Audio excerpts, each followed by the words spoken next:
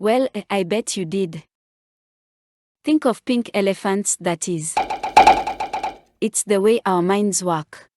If we are told not to think of something, we immediately think of it. We have to think about it before we can attempt to stop thinking about it. And somehow, thinking about it lingers. All very inconvenient. So, in this short course, you'll develop a deep understanding of how language can be interpreted by people in different ways. This is an important skill to develop, as it will increase your influence and gravitas, and remove unintended unclarity from your conversations.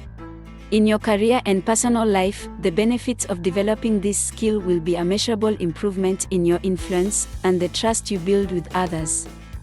In this course, you'll learn why we don't always process communications in the way they were intended. How to create communications that will be processed in the way they were intended. How to use positive language to influence others. How to identify your own language habits and choose to optimize them. Create clear and positive dialogue in every conversation. So let's begin.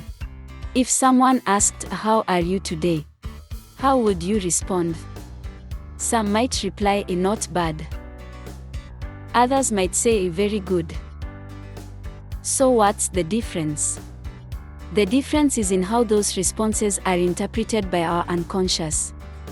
The first response, "not bad," leaves us with a less than positive impact. Somehow, the word "bad" sticks in our mind. The second response, "very good," leaves us with a very positive impact, genuinely a good. We all have elements of negative language we use in our everyday conversations. We'll learn the impact of this shortly in this short course.